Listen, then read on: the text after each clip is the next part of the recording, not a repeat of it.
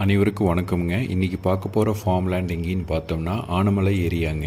இது ஆனமலையிலேருந்து ஒரு 5 to 10 minutes travel பண்ணி வந்தோம்னா இந்த லேண்டை ரீச் பண்ணிடலாங்க. இதில் என்ன இருக்குன்னா, ஒரு அழகான சின்ன ஃபார்ம் ஹவுஸ் ஒன்று இருக்குங்க. ஒரு 700 தென்னை மரங்கள் இருக்குது. எல்லாமே நாட்டு தென்னை மரங்கள்ங்க. வயசுன்னு பார்த்தா ஒரு 15லேருந்து 20 வயசுக்குள்ளே தான் இருக்குங்க. நல்ல ஸ்கொயரான ப்ராப்பர்ட்டிங்க. நல்லா வடக்கு கிழக்கு பார்த்து சர்வில் அமைஞ்சிருக்குதுங்க. இந்த ப்ராப்பர்ட்டி நல்ல ஹில்வியூ லொக்கேஷனில் அமைஞ்சிருக்குதுங்க. இன்வெஸ்ட்மெண்ட்டுக்கு சூட்டபுளான ப்ராப்பர்ட்டியும் கூடுங்க.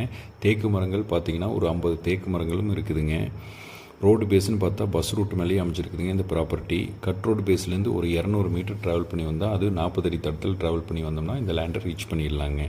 வாட்டர் சோர்ஸ்னு பார்த்தா ஒரு 7 HP ஃப்ரீ சர்வீஸ் இருக்குதுங்க. அது இல்லாமல் செப்பரேட் கிணறு இருக்குதுங்க. இன்கம் சோர்ஸ்னு பார்த்தா இயர்லி இன்கம் ஒரு 10லேருந்து 12 லட்ச ரூபா வருமானம் இருக்குதுங்க.